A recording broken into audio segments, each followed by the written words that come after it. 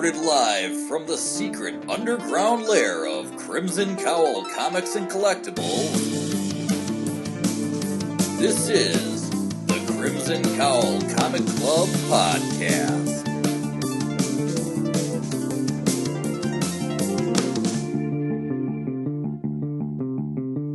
The following issues may contain spoilers.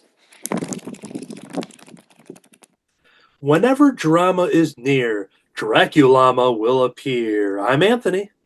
I'm Kirby. And I'm Katie. Welcome to issue number 325 of the Crimson Cowl Comic Club Podcast. Every time we record, we talk about comic books. On this week's show, we're just going to have our weekly reviews. That's where we go back and forth, talk about the books that we've been reading, whether they're new, whether they're old. We're going to talk about them there.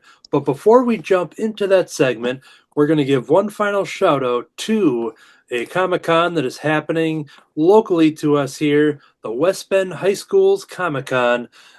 This is going to be on Saturday, May 17th, 2025 in West Bend, Wisconsin. All the information is here up on the YouTube version of the show. But go to the social media and all that stuff to see that information if you are listening to us on the audio version. But yeah, this is going to be a first ever Comic-Con for the West Bend High Schools. David Gloyd, owner of Crimson Cowl Media, is actually in charge and has created this with his comic book club there at the school. And we're going to have a Crimson Cowl Media table and selling some stuff. Kirby, you're planning to have some old comic books and stuff from your collection and things that you're going to be selling as well. Can you touch on that a little bit? Yeah, there'll be newer and older comics, and $2 comics, 3 for $5. There'll be some higher priced comics that are discounted, and then there'll be probably some pops, stuff like that.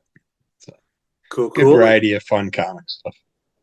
Excellent. Yeah, so Crimson Cowl Media is going to have a table, and then I am also going to have a table right next to them, in which I will be selling my 2 self-published comic books, Rice Christopher, the Wednesday afternoon special, and Rice Christopher, the Pineapple holiday special. Both of those are ready to go alongside prints and stickers and bookmarks and sketches and things like that. So yeah, go to our social media for extra information if you are not watching the video version. West Bend High School's Comic-Con, Saturday, May 17th, 2025. Hoping to make this one a success so that we could do it again. And yeah, so that will be the last little plug before that event takes place. So hope to see you there. But before we do that, we're going to jump into the weekly reviews. All right, first up on my list is something a little different. It's comic book adjacent. Jamie Cosley's best coloring book ever. This exciting new 92-page coloring book is loaded with original characters from Jamie's mind and pen. Some have been in picture books, some in comic books, and some in short cartoons on Jamie's YouTube channel. Gathered together now for the first time ever in one glorious compendium. This was something that he was very excited to release. It's a 92-page, kind of like oversized format coloring book. Great, coloring book paper as you would imagine. But what's really cool about this is that it includes Jamie's original characters only. So he's done many of things. He is the creator of the light side comic strip through Star Wars Insider. He's got so many picture books and comic books, and he's been doing the cartooning thing for quite some time. And so it's cool that this book consists solely of all of his original characters, which he is a master at creating names for.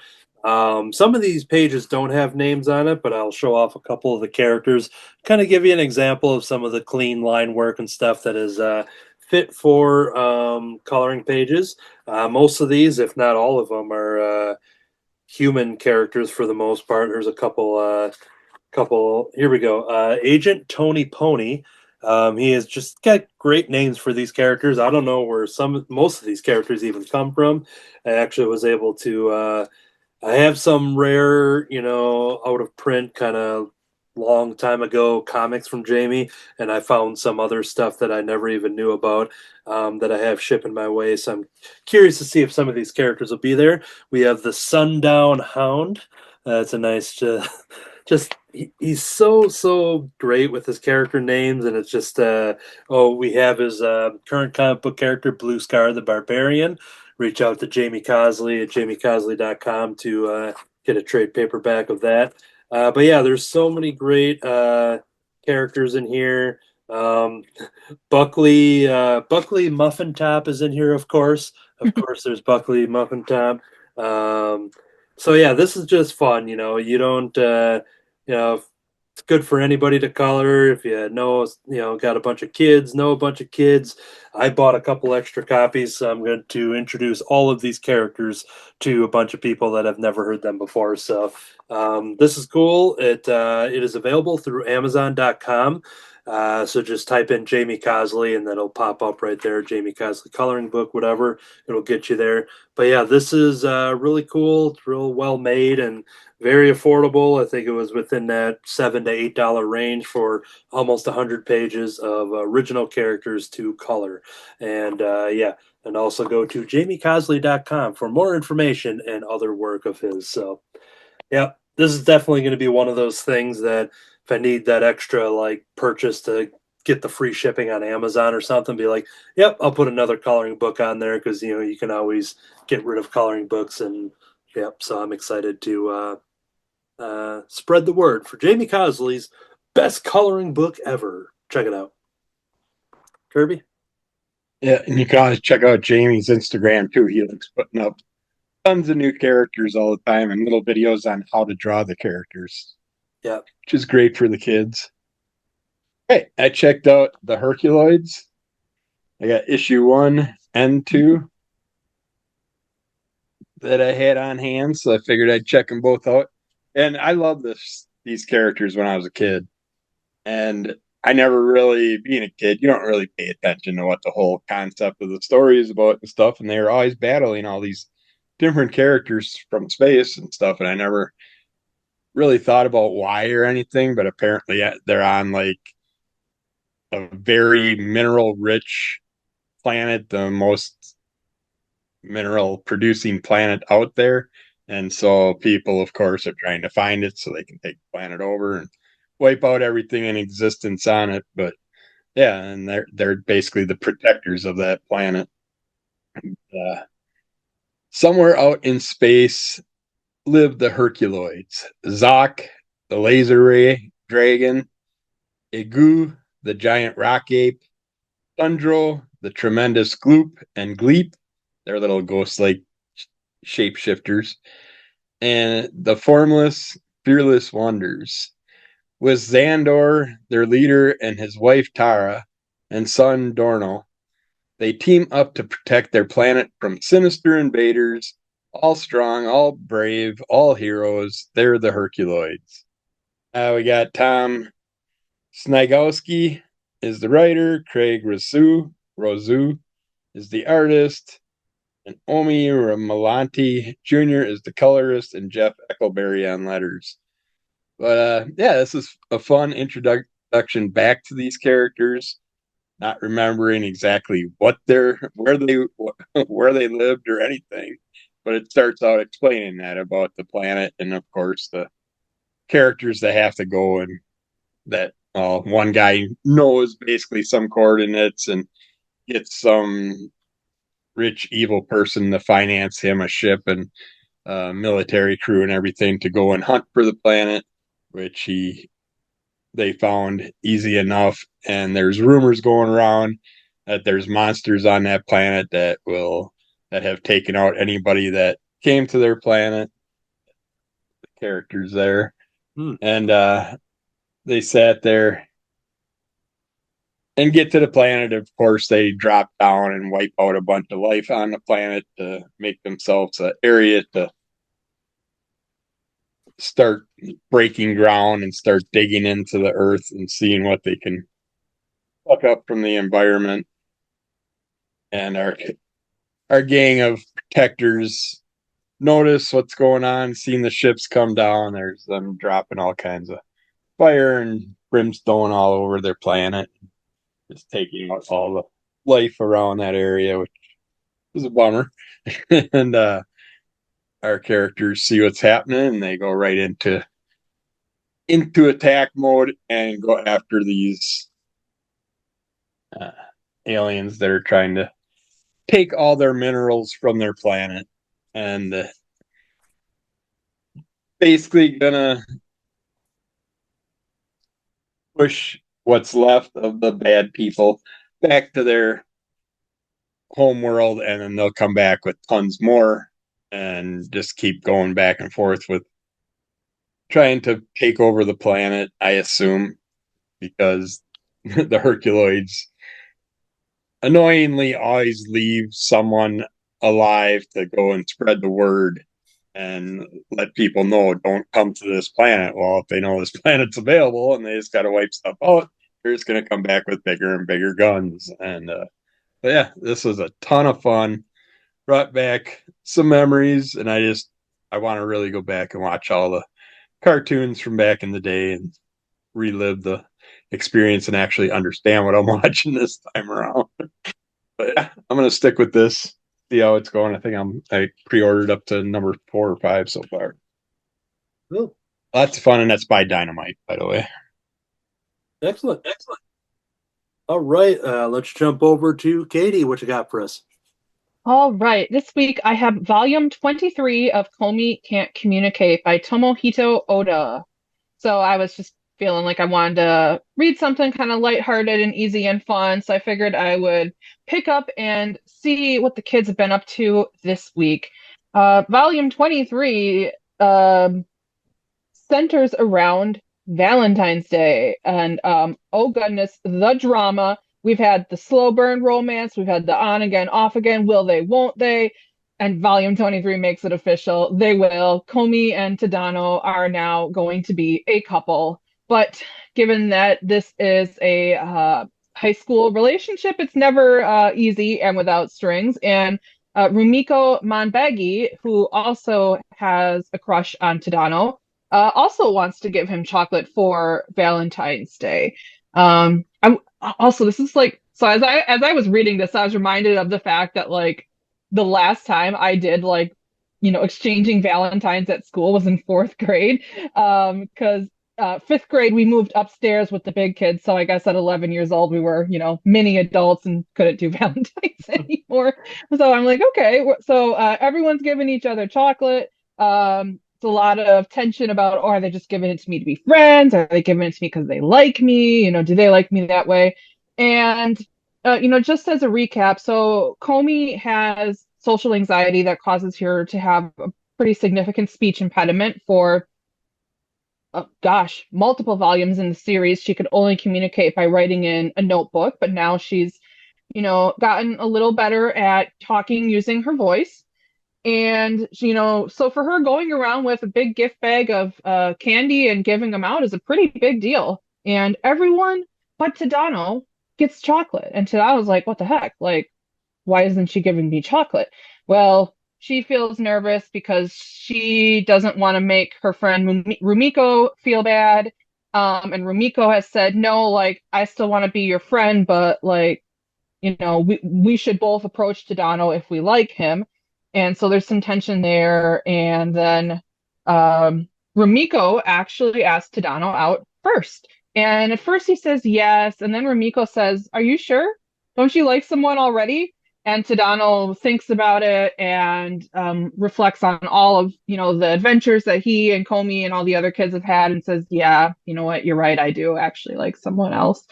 Well, so Rumiko says, well, you better go get her then. So she's like, you need to go over to her house right now and like give her this chocolate and tell her how you feel about her. So he does, and they have a meet cute, and now they're going to be official. And everyone in the school finds out instantly, as you do. And at first, everyone's like, we can't tell Najimi about this. Like, if we tell Najimi, they're gonna just tell the whole entire universe. Najimi takes like one good look at them and gets like uncomfortably close to their face and says, you guys are dating, aren't you? And post it online so everyone knows, the teachers know, all the other grades know. It's a whole thing, and everyone's all goo goo gaga over how cute they are and have they kissed yet. And Ren Yamai, who has kind of an unhealthy obsession with Komi, so she is a I'm gonna probably get this wrong, but she's the stereotypical tsundere character, which is an archetype that we see showing up a lot in manga and anime.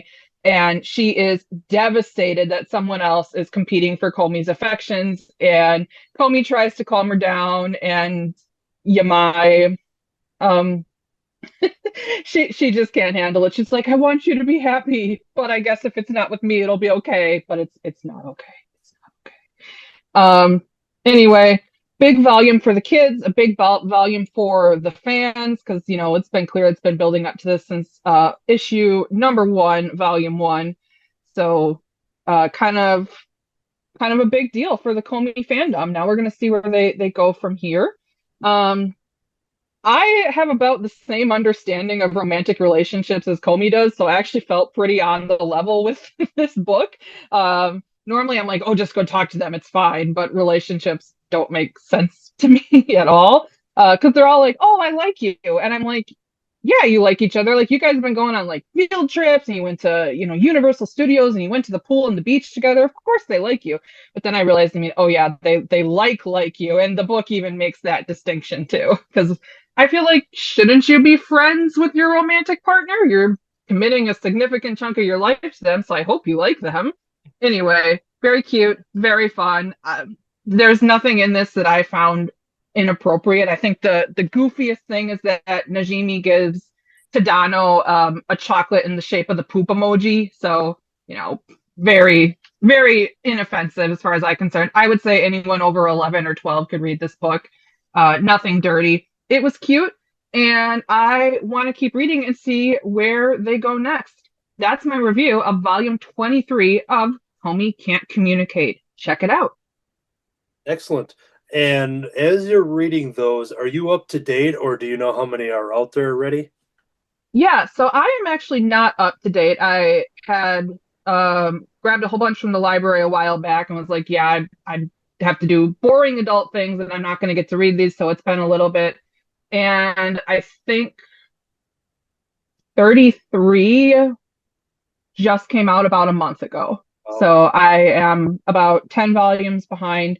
No change on the Netflix front, though. We're still at the 22 episodes or so on the anime, but volume 33 is out now. You can pick it up. Oh, cool. All right, Yeah. now we talked about a book and a series that involves drama. Now, whenever drama happens, there's always going to be a possibility that somebody is going to pop up, and that is Dracullama. These are the tales. These are the tales of the vampire llama who feeds off people who cause drama. Dracullama was born from the 24-hour comic book challenge, where you create a 24-page comic in 24 hours without any pre-planning. This is done by Tracina Bowling. Tracina was a past guest on Cartoonist by Night, the drawing show that I co-host, and part of the going through the artistic journey of Tracina was talking about this character that is very popular within the world of her work and her fandom and all that stuff. And having shopped many of her Comic-Con tables at C2E2 each year, I don't recall ever coming across this. And so after the episode, I reached out to her just saying, hey, do you have any copies of this? Because this would have been, I think, maybe from 2017, 2018, maybe, wondering if she had any copies of Dracullama left. And she said she would take a look, and she brought them to C2E2 2025 for me to purchase. And I devoured them today, and it is officially my new favorite thing ever. That's how much I loved it. Dracullama started off with this 24-hour comic, and just the idea of that, where you just sit down with blank pages and you just let let your imagination go wild. And that turned into this Draculama character. So what's kind of funny about this is that I'll just show off this first inside page first here of Draculama in all of his glory. Just super hilarious, obviously, in concept and design. But basically, every couple pages, there's a short story in which something is happening, and it could just be anywhere. It could be somebody who is, I think, maybe late for the movies or something. Yeah, somebody's late for the movies, and these kids are kind of talking about this person, and there's just a lot of drama. So what happens then? I'll show off this panel. Draculama just appears in the movie theater behind the seats and takes care of the person causing the drama. And every scenario is just its own original, different character. There's somebody here who is a little upset that they didn't win the like a crown for like a beauty pageant type of thing. So they're complaining about it. Draculama shows up. There's somebody that is asking an artist, kind of talking about their work and complimenting him, just saying, like, oh, hey, you should be working for DC Comics or something, and your work is great, blah, blah, blah. And it's your normal conversation that you overhear of your, stereotypical Comic-Con goer at an artist alley. And while you're having a good conversation, then the person that is the customer just kind of asks a very rude question about maybe a drawing request, something that's a little crude. And it kind of sours the moment because it's just like, all right, it makes everything awkward. And then, of course, Draculama has to appear when that awkwardness and the drama starts happening. So that's just a little tease of this 24-hour comic. It is absolutely hilarious. And this wasn't the only thing, because she also had this volume 1 of Draculama as well. So this thing, I assume, I don't know if this is part of any art challenge or not, but this one you see, it probably wasn't, just for the fact that there is a little bit of color in this book. So you start seeing, outside of a black and white comic, you start bringing into some color as well. You find out that Draculama, you kind of get into the backstory a little more now that this character is created in a 24-hour comic challenge format. Now you can see Tress that is kind of going through and kind of fleshing out this character. And I thought it was quite hilarious because Draculama isn't always a loner. He can be frequently be seen with his alpaca brides. So here's a cool image here of Draculama and the alpaca brides. Cool band name. Oh, yeah. That'd be awesome. But like everything here, I'll just show off some of the extra imagery here as we go through this volume collection. This is just, it's great stuff. You see Draculama popping up. There's a little fight between Star Trek fans and Star Wars fans, and you can see Draculama is just waiting in the background. There's just what's great about this is that it just shows you just all of these crazy scenarios. And whenever something that is worth to have some drama, then this is going to show up. Yeah, this is hilarious. And then there's one other little collection that she included in that was Inktober, Draculama Meets His Foe. So this would have been one of the October drawing challenges that she, I assume, made for herself, that she was going to do what looks like to be a panel a day to create another Draculama story for the month of October of whatever year this would have been. And I'll do a slight tease on this one, but it starts off bringing in some characters. You have some chickens that are basically telling their child, like, all right, this is going to be a big moment in your life. It's an extraordinary day because you're going to finally learn how to cross the road.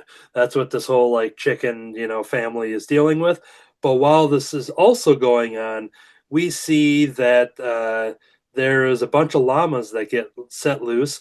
There's a little trailer for Linda's lovely llamas that has just happened to be, parked down the street. And somebody, a Draculama, if you will, is ready to unleash Linda's llamas.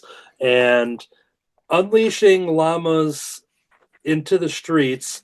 Here's a just funny imagery of the llamas just running really fast in motion and just seeing them scurrying about.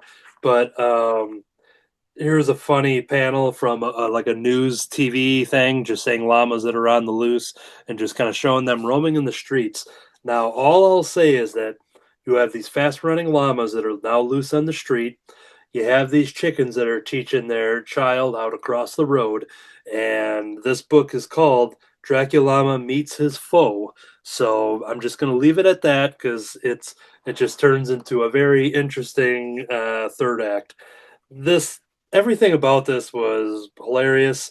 If you're interested in this, reach out to Tressa Bowling at Tressa Bowling. Otherwise, I don't think the Draculama website is active anymore because this is from a while ago. But otherwise, Tracina Bowling um, doesn't have it on like her online shops or anything like that. But feel free to reach out in case you get lucky like I did and was able to snag up some copies here. But yeah, I just had a blast going through this. When we were talking about this on the show, and I forget if it was in the episode or afterwards, but I think her husband might have been the one that is always saying you should do some more Draculama, because it's probably been some time and she's moved on to other projects and stuff like that. So I'm going to do what I can to encourage her. Just be like, all right, this is new to me. We need more Draculama in the world, and this was just an absolute blast. So all of this came out of the creation of just being challenged to create a comic book, doing a page every hour for 24 hours. And she does talk about, I think she clocked out at like 16 hours. I think this was on her website that I was reading this, where she made it through like 16 hours before her hand just basically said, I have to quit. And then she was able to like finish up the story and everything after the fact. But yeah, she created something special here. So Draculama by Tracina Bowling.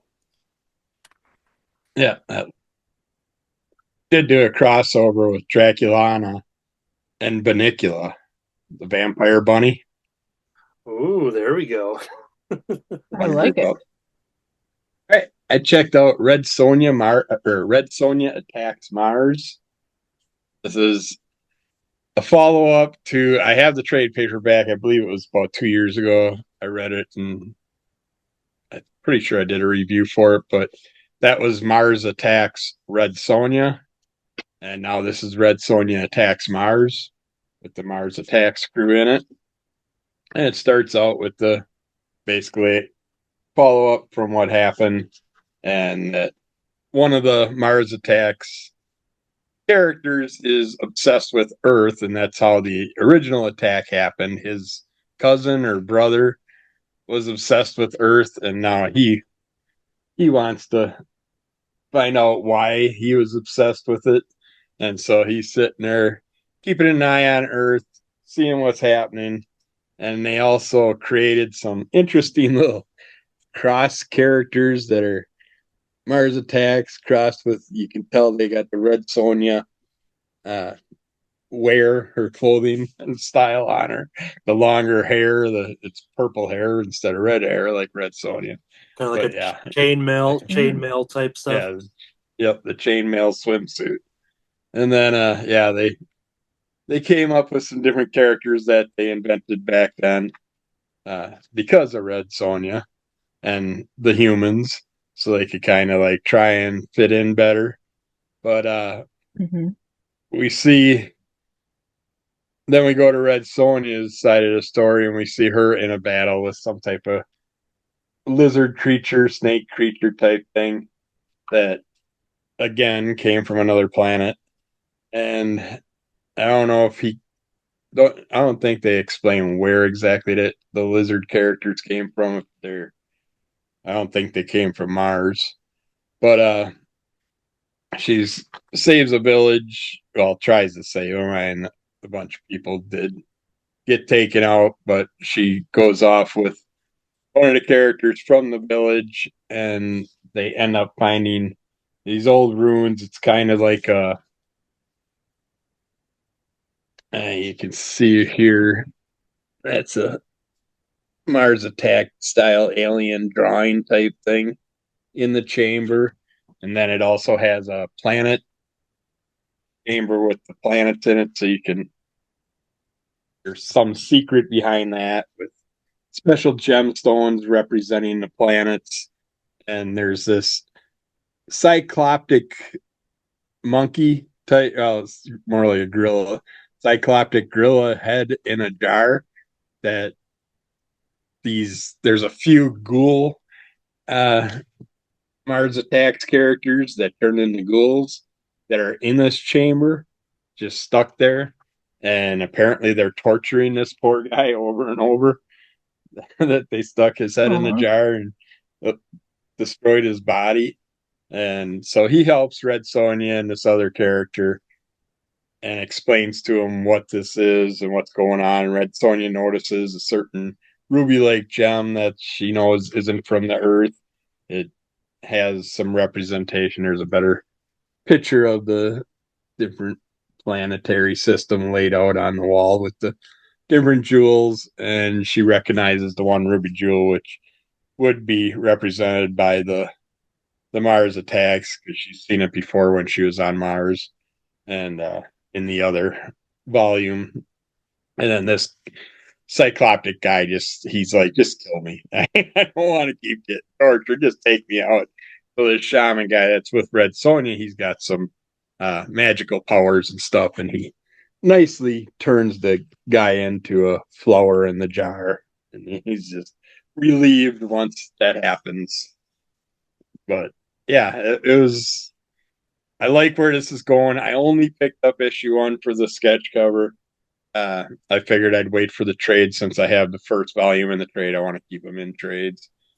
And but yeah, it's fun how they're following up with the same style thing. One of the aliens obsessed with Earth wants to take it out, so he'll end up bringing a bunch of the other aliens down there. And well, actually, it's Red Sonja attacks Mars, so she might just say, screw it, and go to Mars to attack them this time. That would probably be what's going to happen, but you don't get to see that yet. You just see her hunting, finding this chamber, and then seeing the gem and knowing where it came from and what she has to do to save Earth. And yeah, again, this is by Dynamite, like the other book.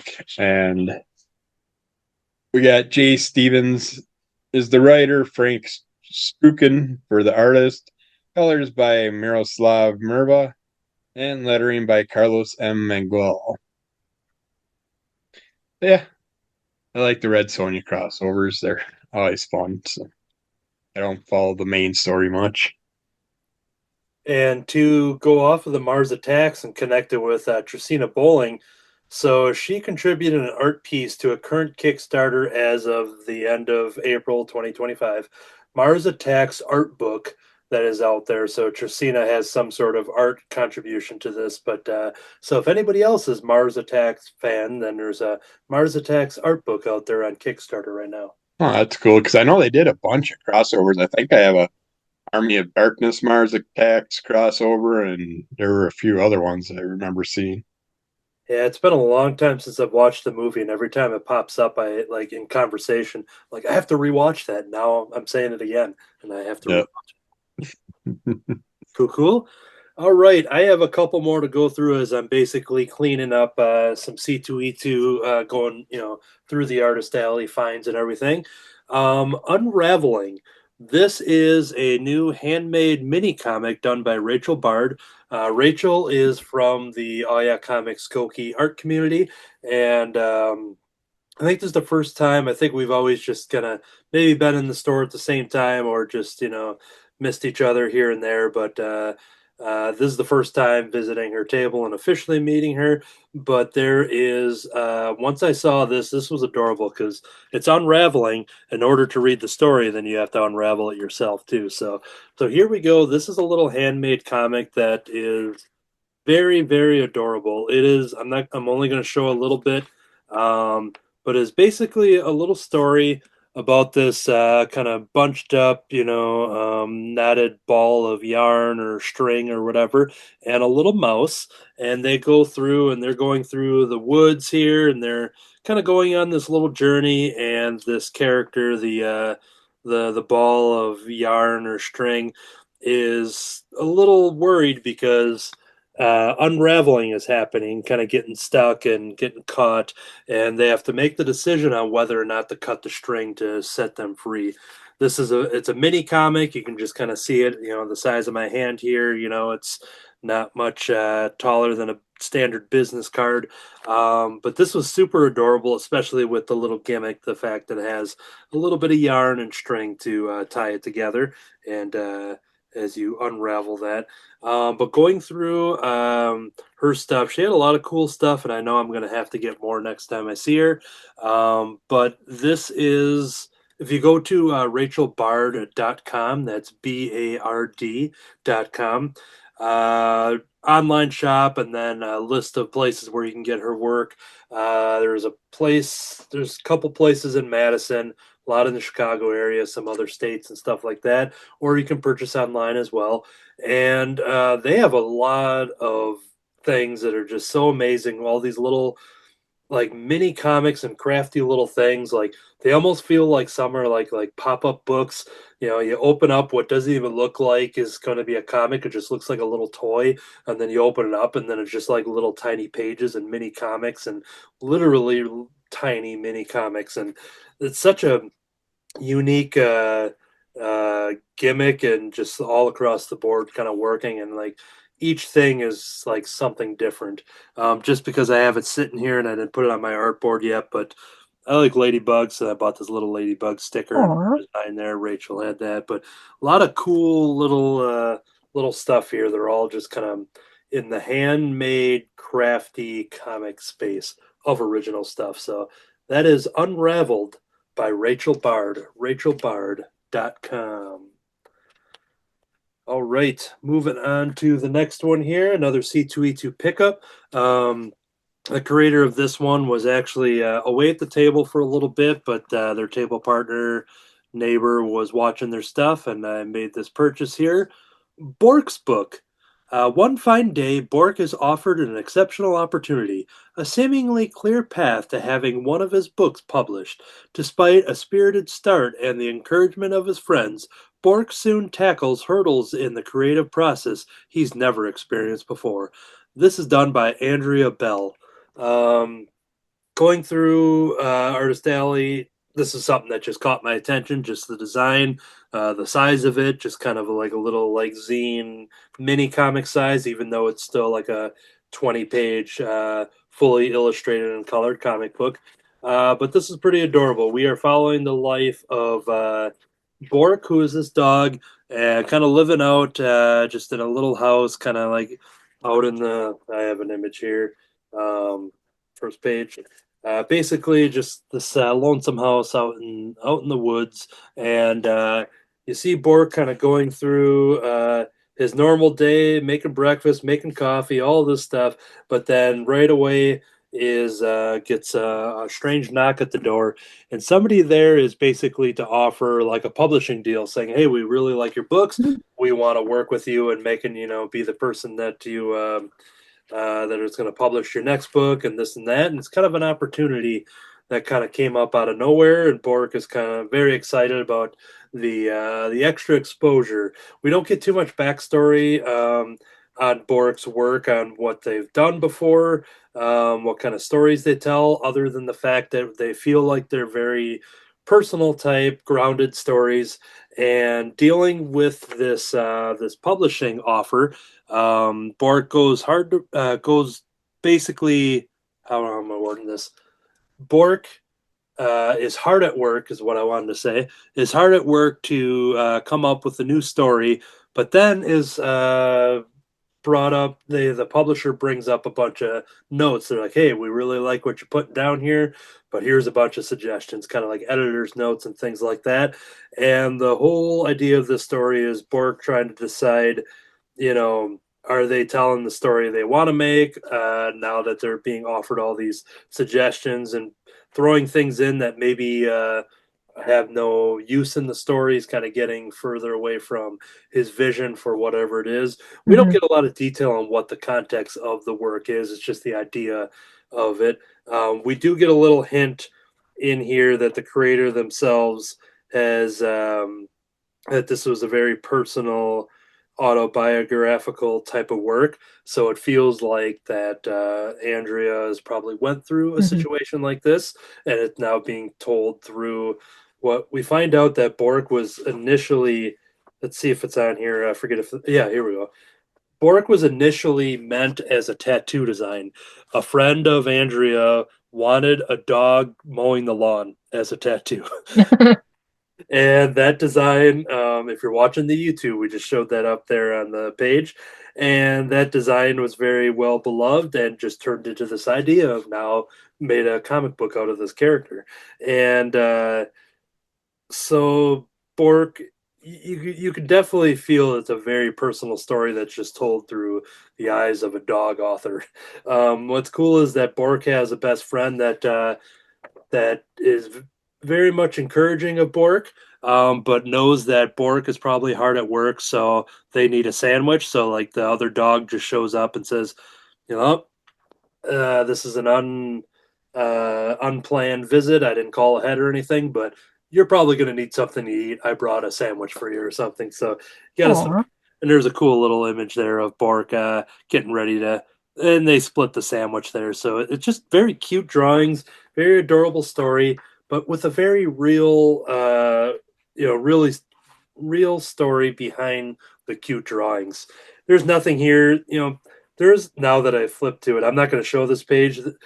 There's some that kind of get kind of dark. The story kind of turns a little dark. There's nothing too graphic and crazy or anything, just emotionally dark and things like that. But visually, we see some of that represented through there.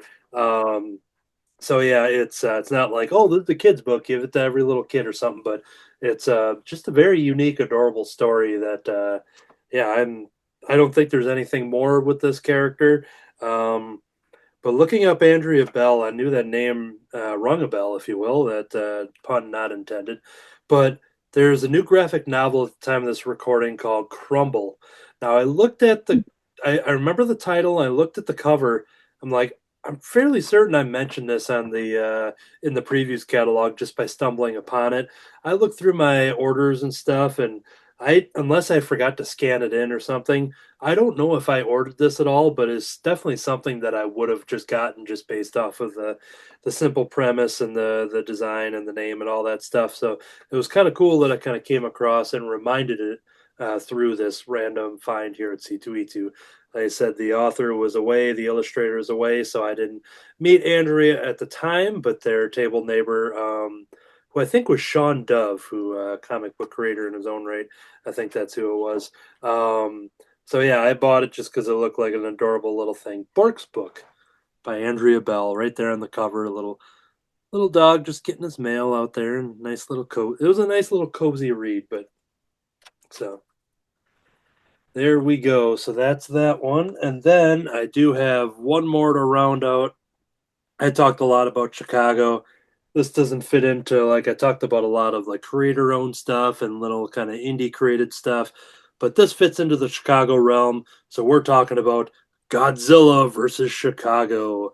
Godzilla is Mm. coming to America, and its first stop, Chicago. Join a star-studded crew of Chicago comics creators through four epic stories across the Windy City.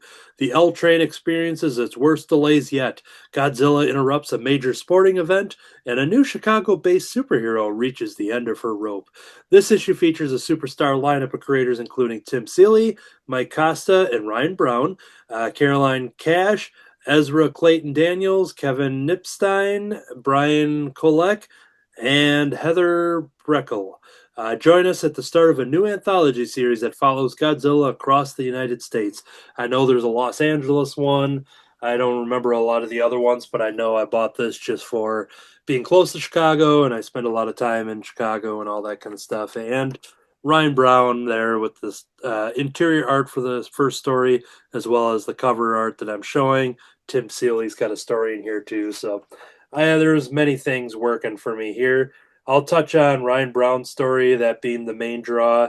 Um, he's talking about this a fan man, this guy who calls himself the fan man. He's flying around and he's seems to be very popular. People they're holding signs to say we love Fangooly. And there's just a lot of funny Ryan Brown-esque stuff, even though he did not write this, but with his art brings a whole nother level to the comedy. But this fan man guy that flies around, and I think he's just kind of entertains people for these sporting events and things like that. And people are like, "Hey, it's Fan Man." Well, he gets a little too close to the game because right away on the first page, he gets down too low and gets hit by the football. Basically, because he blocks like the winning kick or something like that, the field goal or something. So now the entire city of Chicago is a little upset at Fan Man for interfering into the game, and Fan Man has to come up with an idea to. And just real quick, Kirby, yes or no? Did you read this one by chance? Oh, I did not. Okay, so I just wondering, just based on just what I was going to say and everything, but It's one I was kind of waiting also for the trade okay. because Oh yeah, that'd be a good trade. I felt weird how it's like, how could Godzilla just appear in Chicago? He'd be coming from the ocean. He'd have to go across a few other states to get there. Yeah, I'll just cut to this image here of him just coming up out of the body of water there out of Lake Michigan, I'm guessing. Um, but yeah, it's um, the fan ghoulie thing is just hilarious. This fan man guy, because he has to now try to correct his image and be like, all right, I got to get the city behind me again. You know what I'm going to do? I'm going to unlock this Mecha Godzilla and kind of create this threat that he could eventually just save as the fan man, but by bringing out Mecha Godzilla only brings the attention of the real Godzilla, and now Fan Man's got himself in a bit of trouble. So this is just literally the first couple pages of a multi-anthology story within Chicago. So that's kind of where I'm going to leave it there. That was just hilarious and funny. I think Tim Seeley does the one that is dealing with people on the L train that are. There's a lady that is kind of working up the courage to ask out a crush from high school. It seems that they're in college now, but never asked out this person that they liked, and now they appear to be on the same train, while at the same time, Godzilla just so happens to be attacking the city. So that story is entertaining there. Yeah, so there's a couple short stories in here, and that's all I'm going to kind of tease. But because of the Chicago-ness, because of the creators, that was my interest. But kind of what Kirby said too, yeah, this would probably make a excellent trade once they put all those together.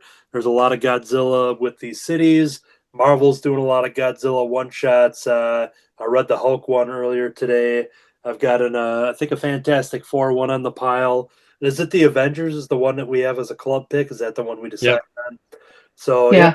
a lot of me and Kirby have been talking about that over the last year or two, and just a lot of good Godzilla stories that have been happening in comic books. And there's even a bunch of stuff yet on my to read pile of the that masterpiece, monster piece theater, or whatever it's called. And Yeah. so there's a lot of good Godzilla out there. So this one gives the thumbs up here. I had a lot of fun with Godzilla versus Chicago, part of the Godzilla versus America series. Okay, so I think that goes through all the things that I want to talk about there, as well as the weekly reviews in general. So yeah, that is actually going to do it for our show. But yeah, it was great to go to C2E2. I think I have one or two other things I may talk about in a future episode, but it has been exciting to kind of go through the rest of the C2E2 pile of the stories and stuff to show off. If you follow my Instagram, Anthony Laatsch at LAATSCH, in the stories I post like the art and things that I bought and everything, whatever. But story wise, I bring those to the comic club. I don't know why I held up that one, but yeah, these little things here, picking those things up at C2E2 and such. But yeah, that is going to do it for this episode. We want to do another reminder because this will be the last episode published before the West Bend High School's Comic Con, Saturday, May 17th. Crimson Cowl Media is going to be having a table there. David will be selling his stuff. Kirby's going to be selling some comics. I'm going to be right next to there with my art table, selling my self-published comic books and art, and prints, and stickers and bookmarks. This will be. I'm very excited for this one. Just because it's sort of a quote unquote hometown show, if you will. So I expect that I'll probably see more familiar faces than I would than the people that have come out to the Milwaukee shows and stuff like that. So I'm very excited for the possible clientele that it could make it out there.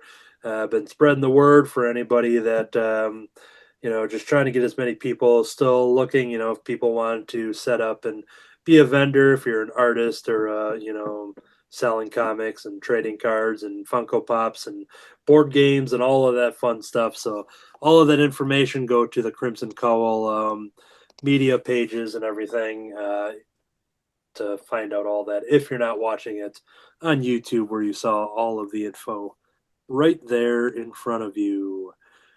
All of the normal plugs, crimsoncowl.com for info and original webcomics, Crimson Cowl Comic Club on iTunes, subscribe, rate, and review, Crimson Cowl Comic Club on YouTube for the full video version, which is what I call the recommended version of this podcast. Kirby, you have Under the Cowl of MS. You want to talk about that for people that don't know what it is? I have been having a blast on Friday night. Well, Friday afternoon, it usually starts around 3 p.m. Central time, but we've been doing a variety of people doing comic book claim sales for about 4 to 6 hours. We'll run it. And I've been doing $3 with free shipping on the comic books I've been putting up there. Other guys have $1 comics, $2 comics, all that kind of stuff. Some more expensive comics and all kinds of fun things. So check that out on Fridays. You can find the links in my friends live podcast that I join. Just look up that group in my YouTube channel and you'll see whose channel I've been jumping on, because I don't have a live channel set up myself. I just do pre-recorded stuff right now, but in the future I will. And then of course comic book reviews, previews, unboxings, all that good stuff. Cool. Yeah. So follow Under the Cowl of MS wherever you get your podcasts, and social media is all across, and of course over on YouTube as well. My art account's Anthony Laatsch, Laatsch, over on Instagram and Facebook. I do have some more art to post, but it's been a little quiet because I'm working on another issue of Rice Christopher and some other things in the background that I won't talk about for a while. But so whenever you see less art post, it's because I'm creating stuff that I won't be showing. But I do have some art that I just have to get organized and photographed and things like that. But yeah, otherwise, Cartoonist by Night over on YouTube, the drawing show that I co-host with Matt Rogers and Troy Dungara and D. Brad Gibson and sometimes Matt Fife. And we bring on some artist guests. In the most recent episode, by the time people are hearing and watching this episode, there will be another episode with Eric Wolfgang returns to Cartoonist by Night for a random episode, no topic, just a random discussion and drawing and stuff like that. I work on some more Ren and Stimpy drawings on there, and Eric Wolfgang was working on some more free comic book day drawings for his local shop in Florida that he will be a guest at.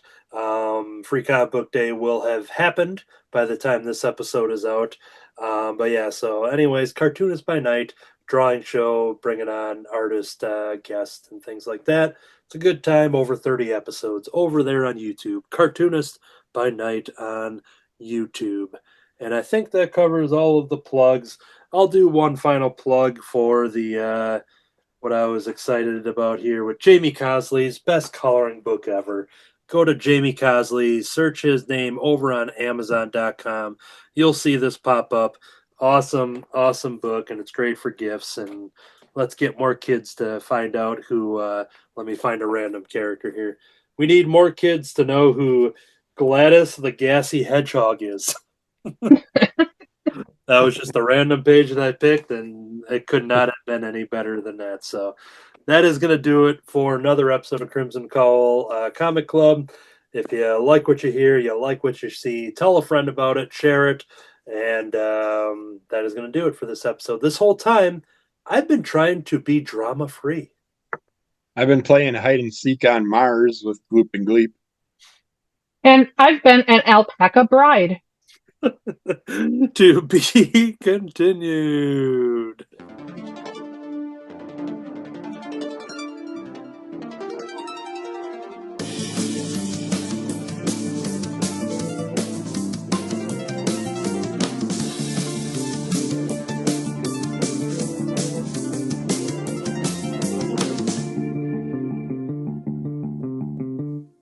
Thank you, Slimer.